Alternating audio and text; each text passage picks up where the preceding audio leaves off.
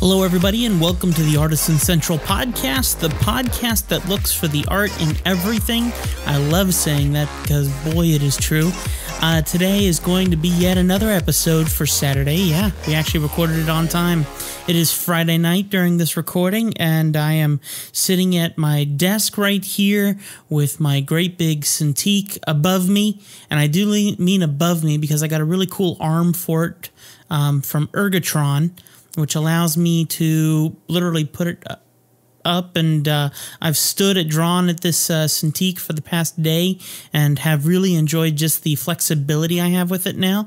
The only negative if you go for one of these arms is that you better have a really strong desk, because I got a desk that we bought me from Walmart, and the wood on this is really wimpy, and so I had to put down another piece of wood to balance it out, because as I watched this Cintiq take all of this weight on this arm, the Cintiq screen is about 22 pounds from what I've heard online.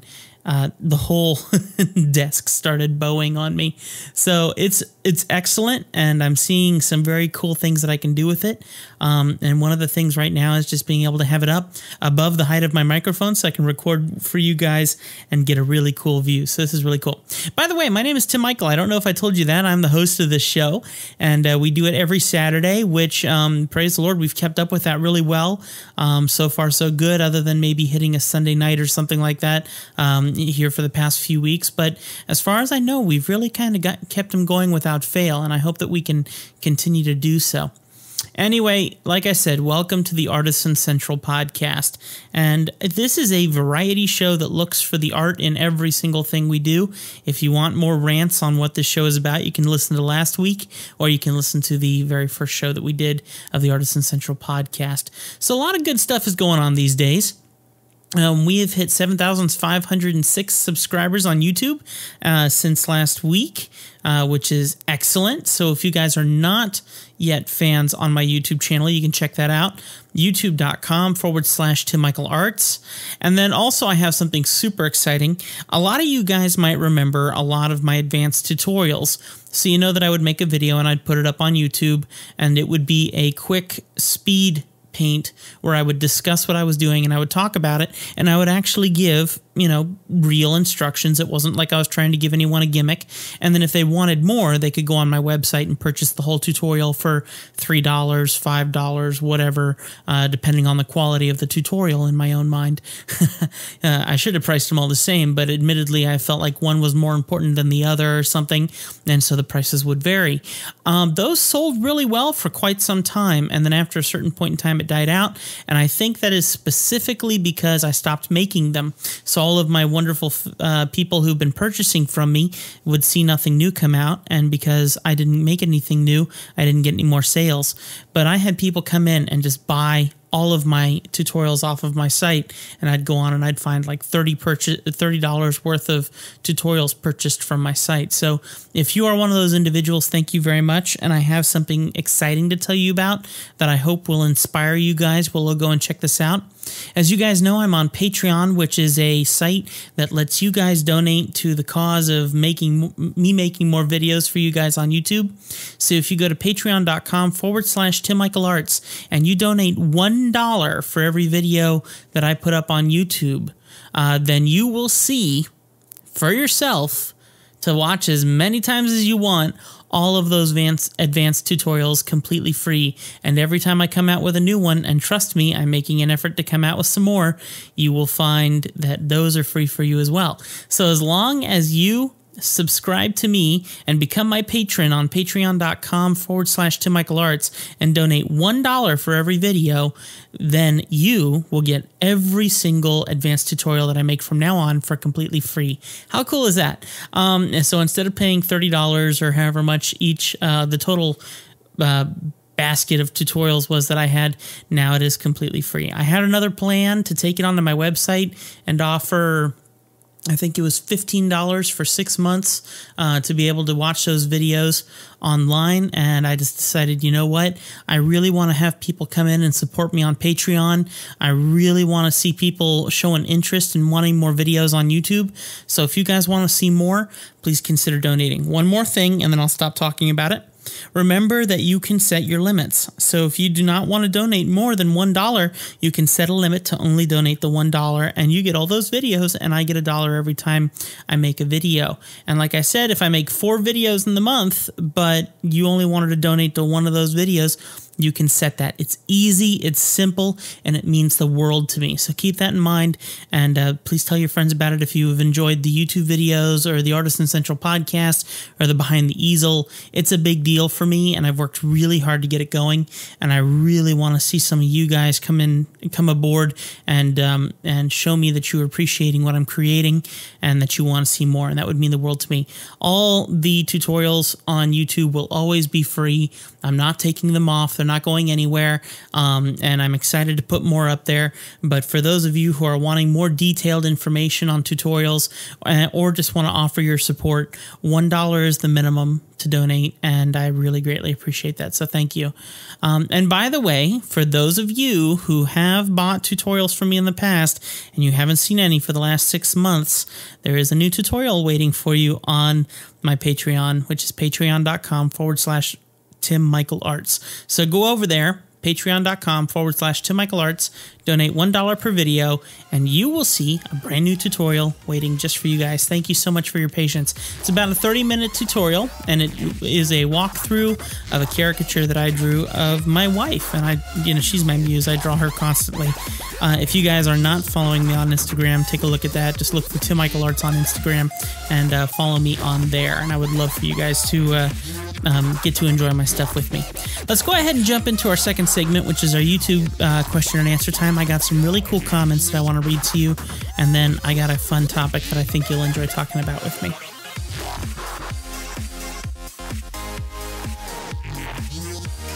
The wonderful thing about YouTube is all the comments I get on there, and I love when I can read your comments.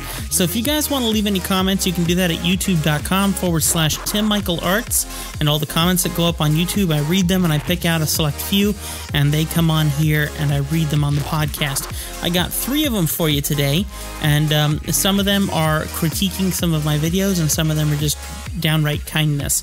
So let me go ahead and read you the first one from Jamie, and I think it's Jamie Souse. S-House. So I'm saying Souse.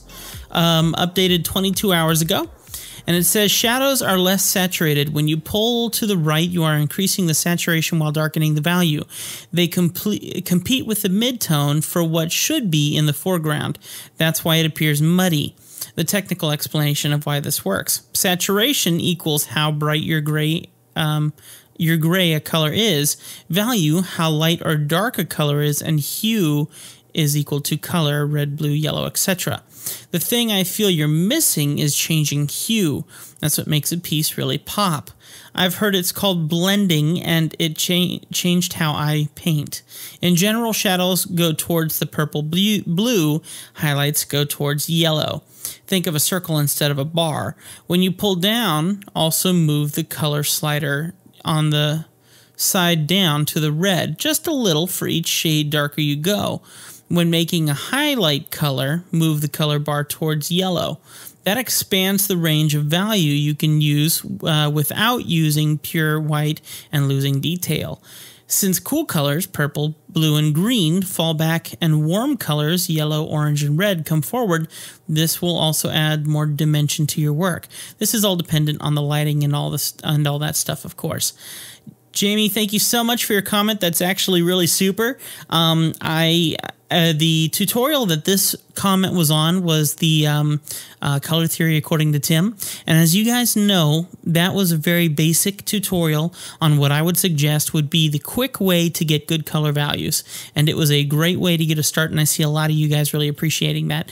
But this is definitely cool information. Test it out. I'm definitely going to test it out. As you guys know, I did not go to college. Everything I've learned from just experimenting on my own, watching everyone else's YouTube videos and things.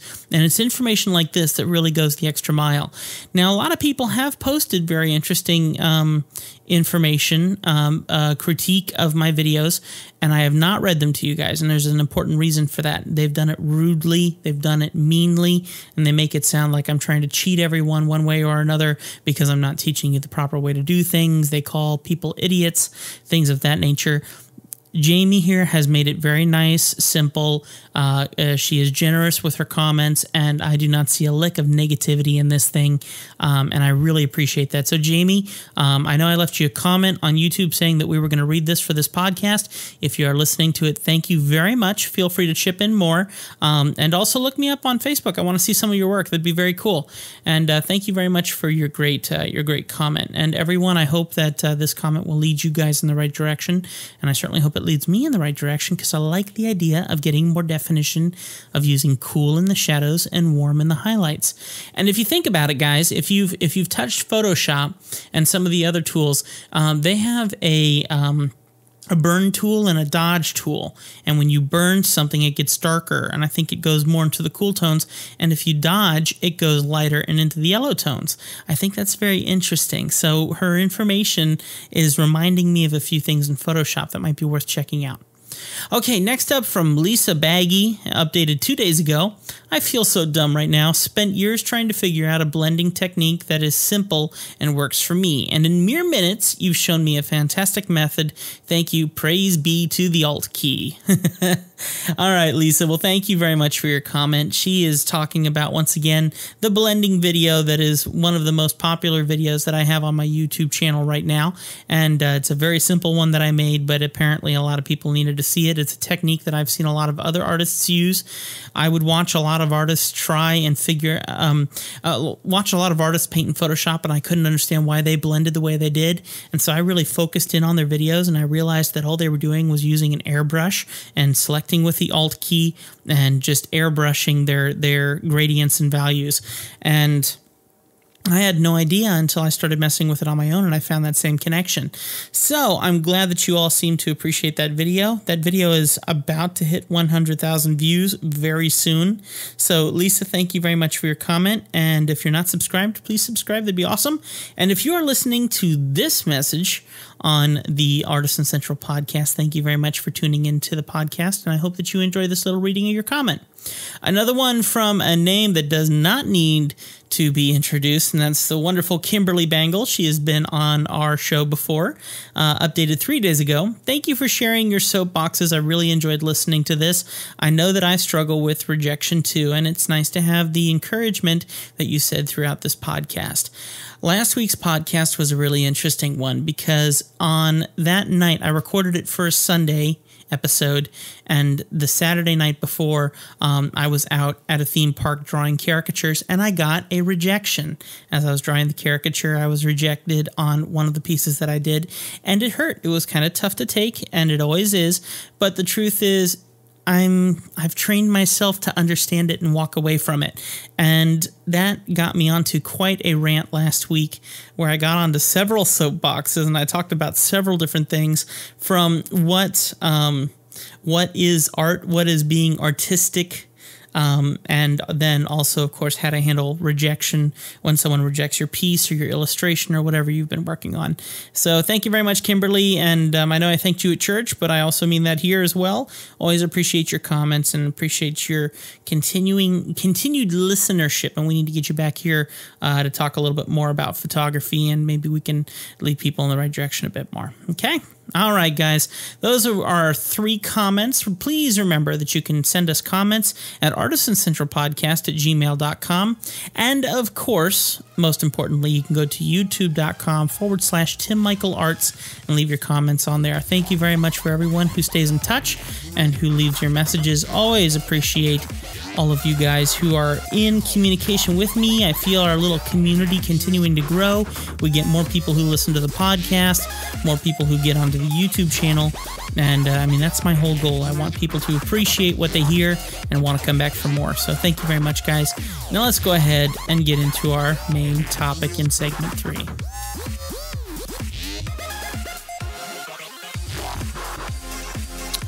Okay, guys, so our topic today is going to be about pre-sketching. And I know that I have said a lot of different things over the years about how important pre-sketching is or how not important pre-sketching is, and I feel it would be kind of important right now to separate the differences and kind of give you guys some guidelines that I would suggest would be important in the long run when it comes to pre-sketching. And if you guys want, please remember that you can watch my advanced video on proper pre-sketching for caricatures and illustration, and you can find that at patreon.com/TimMichaelArts. So I think that I need to make something quite clear, because even through those special advanced podcasts, I said one thing and then I said another, and I think I need to qualify what that actually means. How important is pre-sketching? I have to say it is ridiculously important, and do your very best to think loose and think light and pre-sketch gently. That way, whether you're drawing on paper or whether you're doing it on your computer, on a Cintiq or on a basic tablet or any of those things, you're feeling loose. Remember that you're not drawing your final piece, you're only getting a concept. Now, for me, I'm ADD, so I want to draw things out quickly, and when I do that, I often try to ink my sketches, which is totally cheating, and I think it's mainly because I realize after a certain point in time, wow, once I get done with all of this pre-sketching, then I got to go back and redraw the whole thing. What a waste of time. But really what you're doing is you're building up the proper structure for what you're going to use in the end. So pre-sketching is obviously very important. Now, I do need to say that I have been taught by some very unique artists at some of the theme parks I've worked at. And every time I go and I do a live event with some of these other artists, we're usually there with one of our bosses, and one of our bosses looks at me, and the several times that I've worked with him, he's looked at me and he says, "You do not need to pre-sketch." Let me explain how that works, because I'm sure that sounds confusing with the statements I'm trying to make. When you are at a live event drawing caricatures, your goal is to knock them out fast. Get them out as quick as you can. Don't slow down. Knock one out, knock the next one out. Have a good time chatting with the people. Actually have a ball chatting with people. Get them to laugh.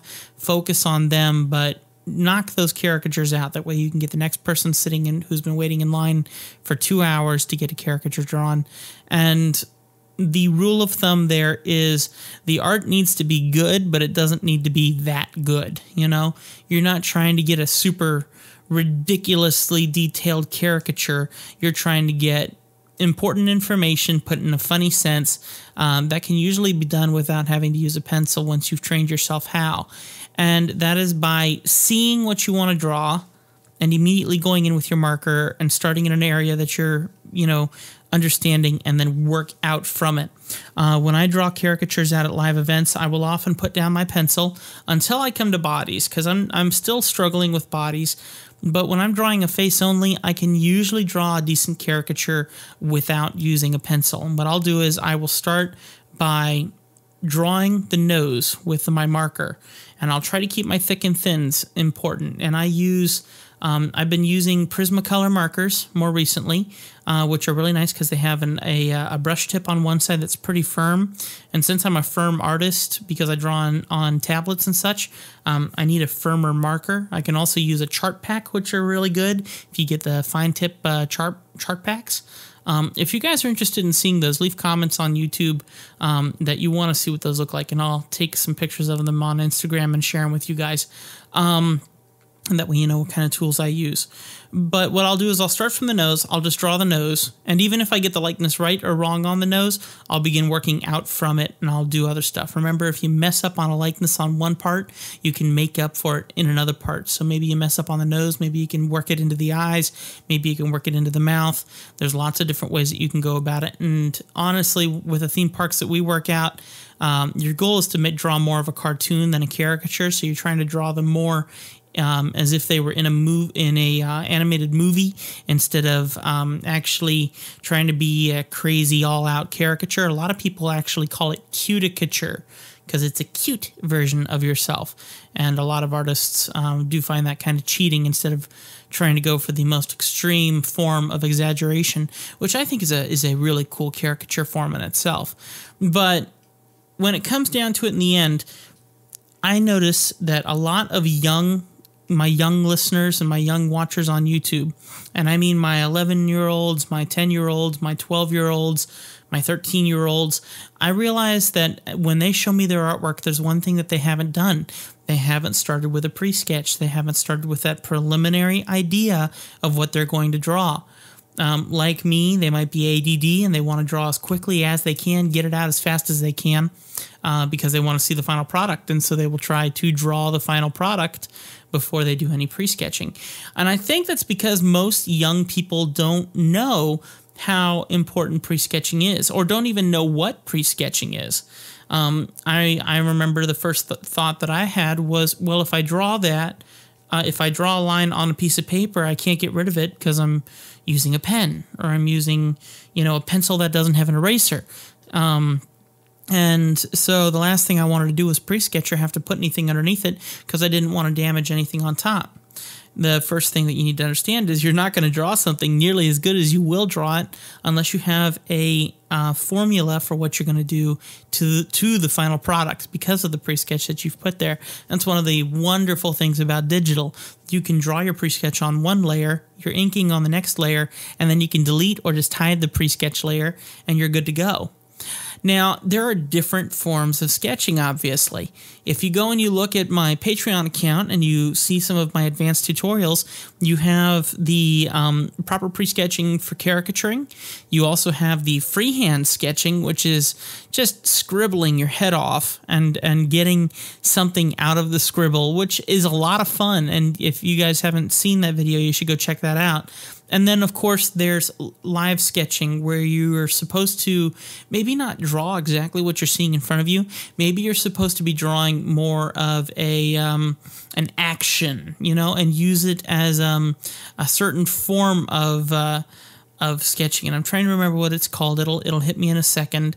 But it's more of an action and a flow. You're not supposed to draw the person exactly. You're supposed to draw their pose. You're supposed to get just that feeling that you're feeling in their individual shots. It's a concept sketch. It's where you could build whatever character you want off of their style, off of their personality, off of their feeling, how they hold their body, whether you're drawing a ballerina, whether you're drawing a pirate, whether you're drawing any of that. That form of sketching is super helpful.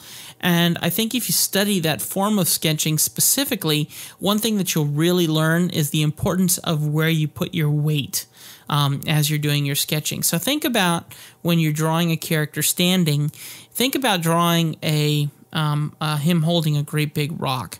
And think about how he needs to stand to support his weight and hold the rock. As he's standing there, he's going to have to spread his legs. He's going to have his back hunched over.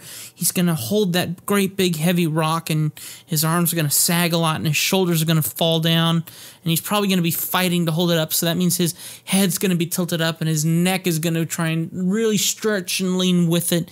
And it's all part of that action sketching, trying to get that feeling. And once again, I'm trying to remember specifically the name. And I'm sure all of you are screaming it out, and I apologize. My brain is completely drawing a blank, and that does happen when I try to focus on words. So I'm sure I'm going to stop talking about it. Actually, it was just on the tip of my tongue just now. It's hilarious when this happens. It bugs me to death, and this is something that I have when I'm in an argument with someone or something.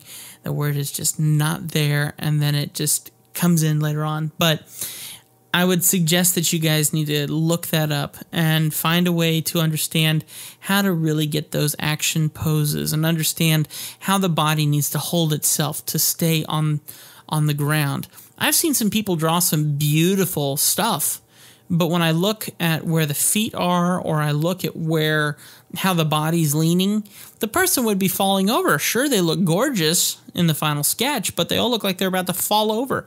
And that's because the weight of the body is not being considered in the final piece. It was all about how pretty to draw the lips, or how you're supposed to do this or that. And people aren't considering the importance of pre-sketching and getting that form in there that gives you that study, that lets you know how to keep this person on their feet or on their rear end or leaning over a table or whatever. It's all about that action sketch.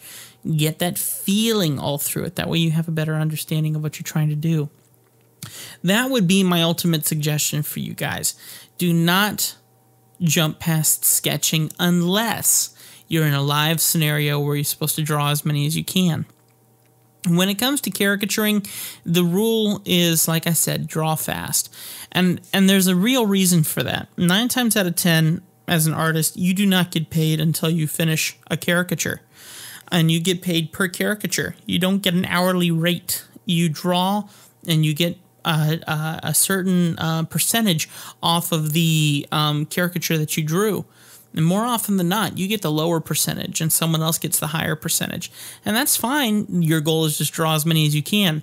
So when you realize that time is money, you don't want to spend 30, 45 minutes drawing this one kid's caricature when you could be spending 5 to 10 minutes.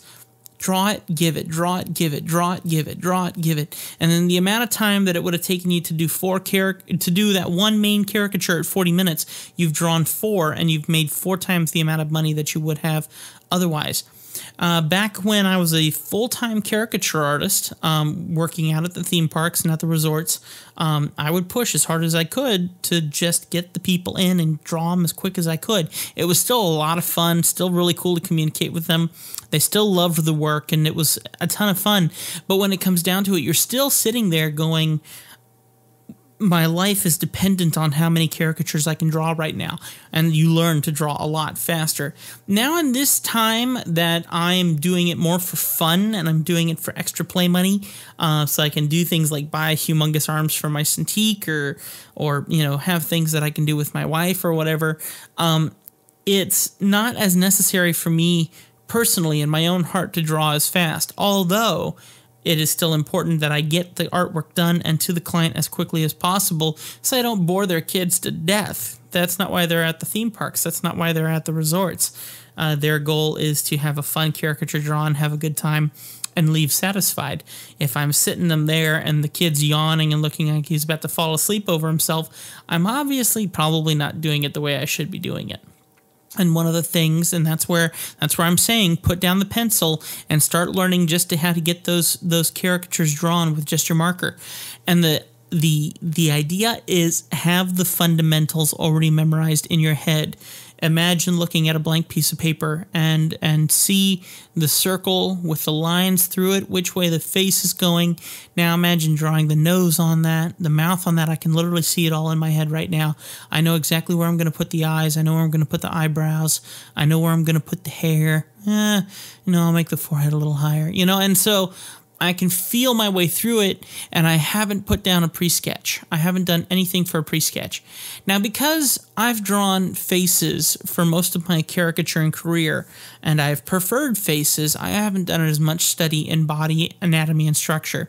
And because of that, when I get done drawing a face, and then I have to draw a body with it because it's a face and body caricature, I will often then pick up my pencil and very quickly draw a couple boxes, just so I know where arms go, where the chest goes, where different things go, and then I put it back down, and I go back to inking, and I focus on inking. My pre-sketching should only take a minimum of 30, 45 seconds, and I'm not even kidding. When you're considering that you're trying to get a caricature out every 7 to 10 minutes, and that still might seem a little long for some of the bosses I work for, you can't waste any time. And it's about putting all of your stuff on your desk in a certain order so that you know exactly where you're grabbing. You don't have to look down. You can keep drawing. You can put your stuff down and immediately reach your hand forward, grab that marker, unpluck it, and start going. Put the cap back on, lay that back down, reach around with the other hand. Here's your brush. And so you get a rhythm, and that rhythm comes along with the ability to make people laugh and having fun. And you feel me brushing your hair right now? It's awkward, isn't it? Like when I'm doing watercolor for hair or whatever like that. And the whole time, the focus is about just looking at them, getting the smile out of them, making them laugh. That smile is going to help big time with this caricature. Oh, I see the smile now. And then I can have fun with them. I can talk and chat. And yeah, where are you guys from? And the whole time it's just, okay, I see the nose here.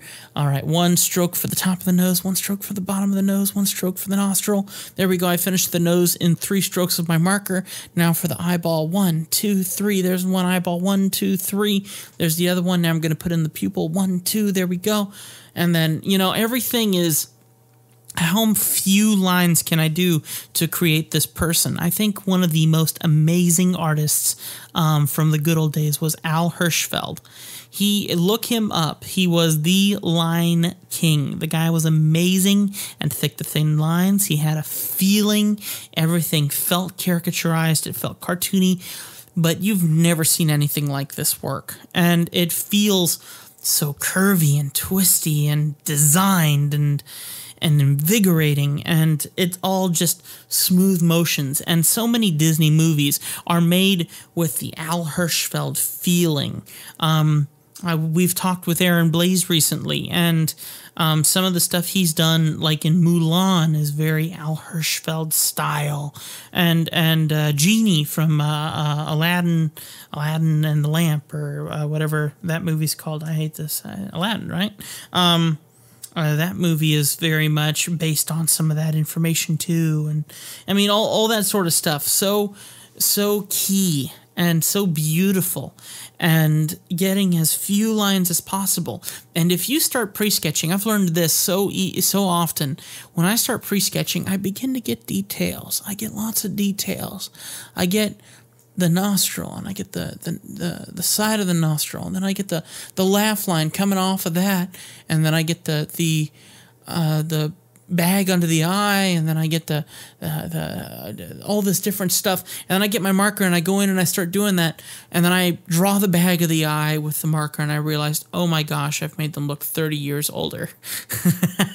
That happens all the time, and it is such a nuisance. It drives me absolutely batty, and that's because I focus too much on the details when that's not what you're supposed to be doing as a caricaturist. Look for the broad things that make this face, and go crazy, folks. And because you're doing it freehand, because you're not pre-sketching it, it usually opens it up and makes it more interesting. Now, let me say, don't start off like this. Practice. Start with the pre-sketches, just get the hang of it, and then over time, I hope that you have someone in your life like I have in mine, where he looks at my work and he goes, you really don't need a pencil, and you begin to feel that peer pressure, and you start to put down the pencil more because you want to keep up with everybody else. And then once you've done that, you can really truly begin to succeed, and it's a lot of fun when you get to that point.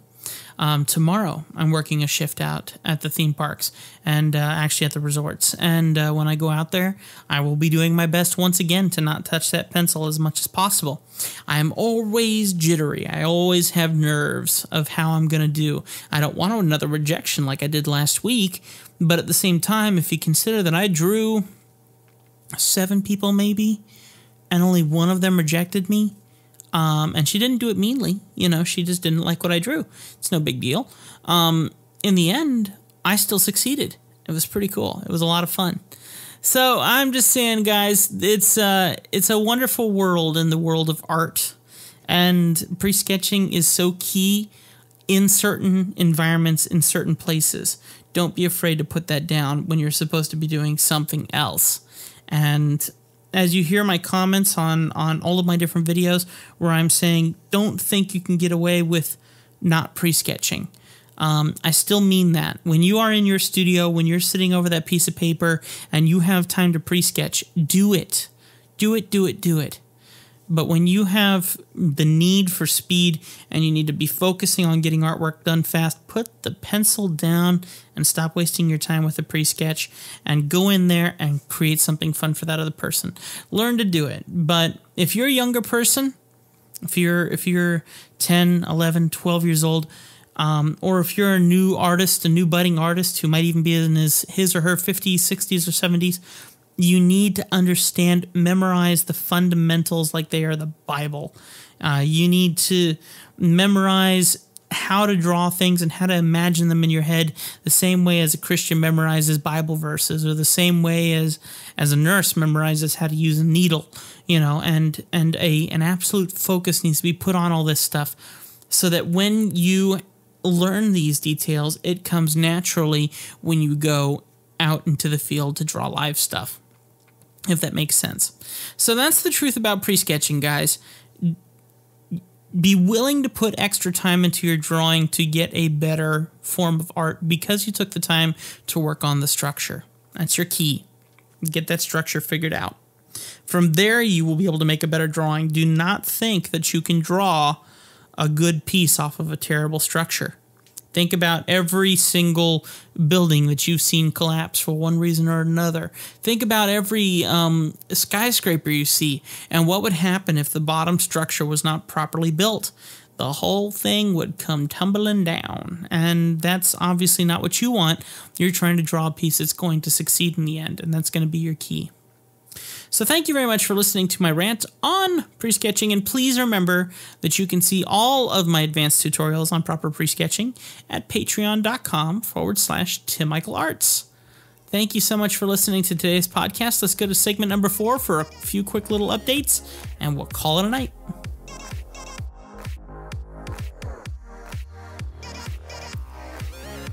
Guys, thank you very much for listening to the Artisan Central podcast with me, Tim Michael, and I hope that you subscribe to us. Please remember that you can listen to us in many different ways, and I'm going to tell them all to you right now, so get ready for quite a few different options. If you want to keep it simple, just remember you can go to artisancentralpodcast.com and click on Listen Now, and it will give you a mini player that you can listen to right there on your computer. If you're listening via a phone or a smartphone, you got 3 different ways to find us. If you're on iTunes or Apple, or as I call it, the dark side, then please consider going to iTunes and downloading the podcast app. And from there, you can do a search for the Artisan Central podcast and get all of our podcasts directly to your phone. Also, if you're listening via an Android or a Windows phone, you can go to Stitcher and download their app. Stitcher.com is also another way that you can listen to us on the PC. But go into the Play Store and look for Stitcher, like stitching with a needle and thread, Stitcher. Look that up and you can find our podcast on there. Or if you want to find another way, just go to podcast.artisancentralpodcast.com. That's podcast.artisancentralpodcast.com, and that will take you to our mobile player where you can listen to it on any of your devices. Many different ways to listen to the show, guys, that's for sure. If you appreciate this show and you want to show your support, you have 2 options. One, you can support the YouTube channel, which is youtube.com/TimMichaelArts, or if you just want to support the podcast, you can do so at patreon.com/Artisan Central Podcast. Okay? And then don't forget to visit our websites, artisancentralpodcast.com and timmichaelarts.com. You can look us up on Facebook at Tim Michael Arts on Facebook. You can also do the same on Twitter, on Instagram, and you can even check out our blog at drawtoomuch.com. Thank you very much for listening, guys. I hope that you've enjoyed today's show. Please remember that you can leave comments on youtube.com/TimMichaelArts or send us an email at artisancentralpodcast.com. If you want to hear a certain topic, or you want to discuss something, or you want to be on a future show, please make sure that you check those out. And finally, we are still looking for sponsors. As you can see, we have not put in sponsor spots recently, but we are more than ready to take them. So if you have a business and you want to sponsor the podcast by us mentioning your business on here, you can learn more at artisancentralpodcast.com. Thank you, everybody. I hope that didn't fill your ears up too much, and I hope that gives you lots of different ways to listen to the show. We'll see you next week, and also don't forget our midweek show, which is Behind the Easel, where I just chat and rant, sometimes recording from my phone, sometimes recording from my favorite little recorder, the Zoom H6. And thank you very much, guys. We will talk to you very soon in the future with lots of more people to chat with.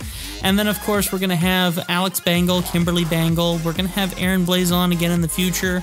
We have some possible connections coming in from Verrill Jones, who is a professional movie actor, who you have seen in several movies if you are a fan of The Punisher, believe it or not. And gonna have a few more connections for the near future. We're gonna see how many of those work out. Just bear with me. We got to get those connections going on. So thank you very much for listening to the Artisan Central Podcast, the podcast that looks for the art in everything. Just remember, guys, I love you. God bless you. And we'll see you next time right here on the ACP.